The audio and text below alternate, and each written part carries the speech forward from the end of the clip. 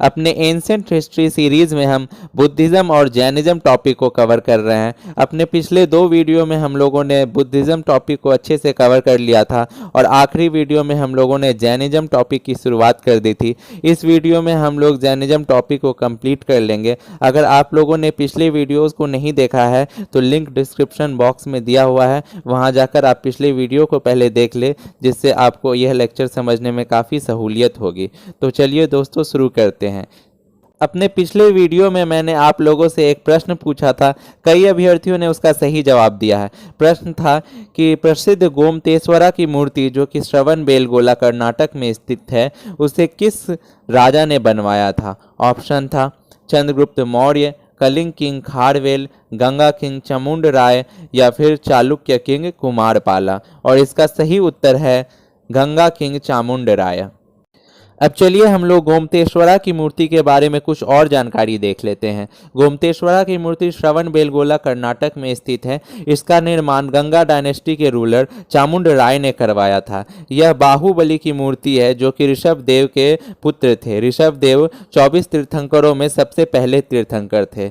हर 12 वर्षों के बाद यहाँ पे महामस्ताभिषेक का आयोजन किया जाता है, जो कि जैनों का एक पवित्र पर्व है।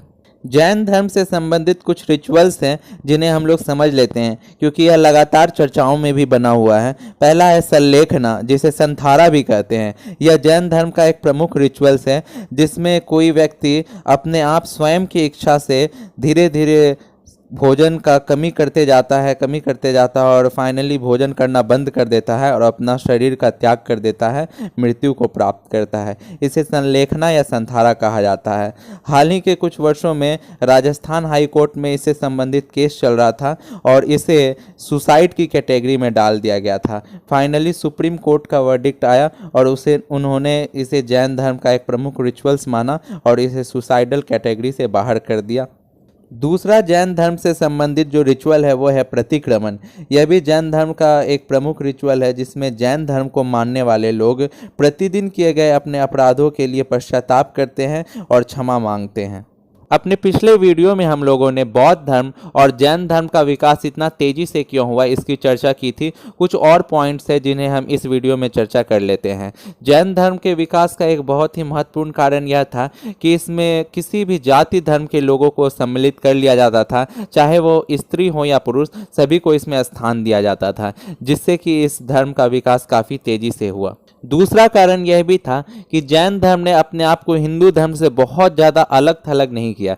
जिस प्रकार बौद्ध धर्म ने हिंदू धर्म से अपने आप को बहुत ज़्यादा अलग कर लिया था, परंतु जैन धर्म ने हिंदू धर्म के एक सब सेक्ट के रूप में ही काम करता रहा।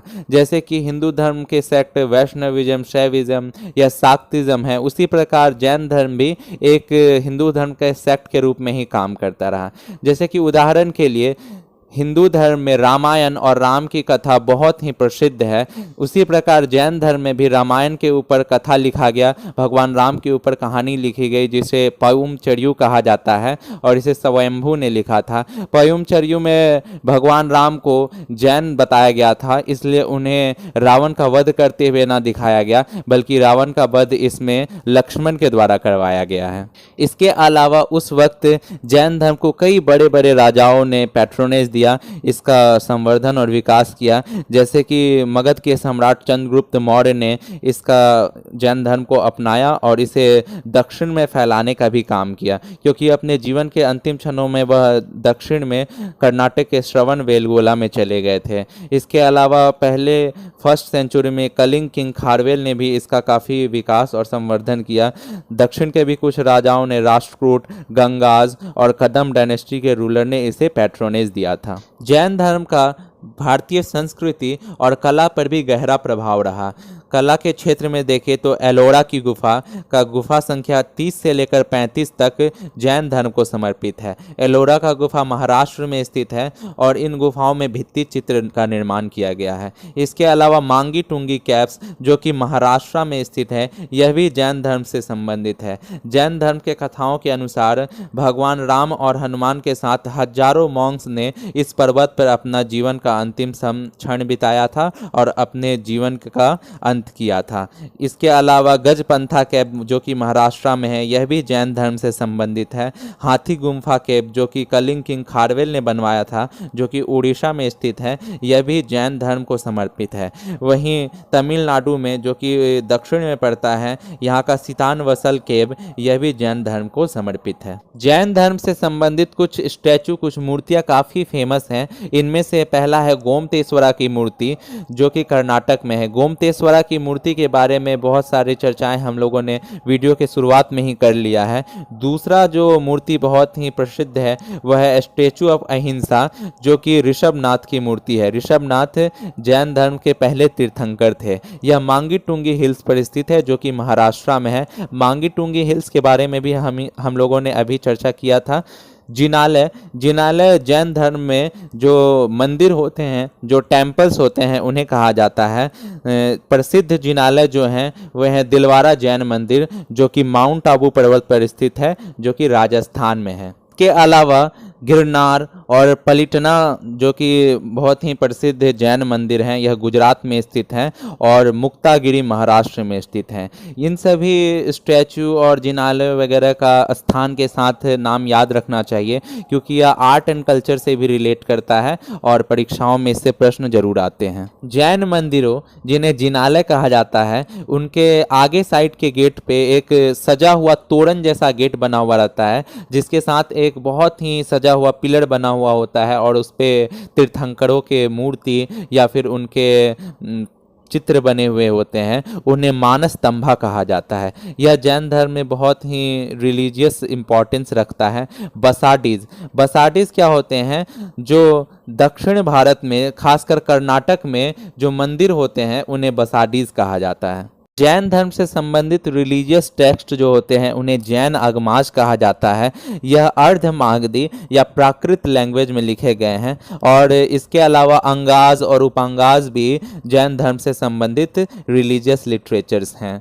बौद्ध और जैन धर्म का भारतीय संस्कृति पर, यहाँ के लोगों के जीवन पर क्या प्रभाव पड़ा, इसे हम लोगों ने पिछले वीडियो में देखा था। कुछ और पॉइंट्स हम यहाँ पे चर्चा कर लेते हैं। जैसे कि जैन धर्म ने वर्णा सिस्टम के खिलाफ काफ़ी आवाज़ उठाया और इसने वर्णा सिस्टम में काफ़ी बदलाव किए, लोगों के जीवन स्तर में काफ़ी सुधार हुआ।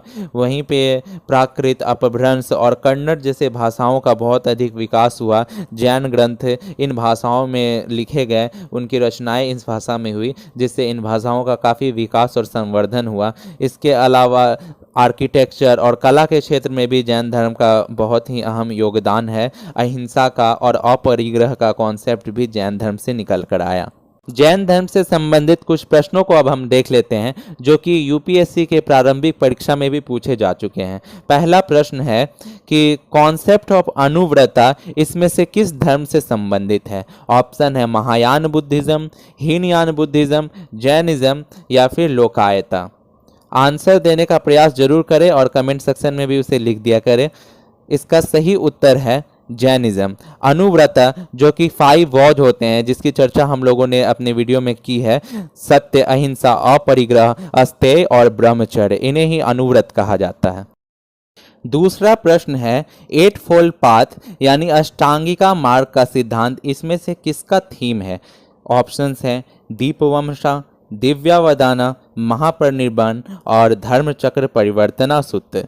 और इसका सही उत्तर है धर्मचक्र परिवर्तना सूत्र। अब आप लोग सोच रहे होंगे कि ये बौद्ध धर्म से संबंधित है, तो ठीक सोचा आप लोगों ने, यह बौद्ध धर्म से संबंधित प्रश्न है, लेकिन मैंने इसे यहाँ डाला ताकि आप लोगों को फंसा सके कि जैन धर्म से चल रहा है तो सबका उत्तर जैन ही धर्म आप लोग देते हैं या फिर आप सही दिमाग चला रहे हैं। अगला प्रश्न जो है यह थोड़ा लंबा है, लेकिन इसे अगर हम ध्यानपूर्वक पढ़ेंगे तो यह काफ़ी सरल प्रश्न है, आप सभी इसका उत्तर दे पाएंगे।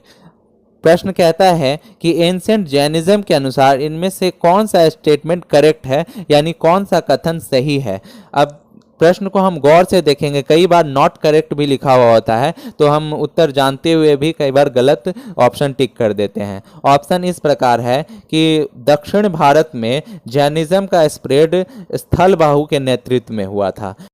दूसरा ऑप्शन है कि भद्रबाहु के नेतृत्व में जो लोग पाटलिपुत्रा में ही रह गए थे उन लोग फर्स्ट काउंसिल के बाद श्वेतांबर कहलाएं।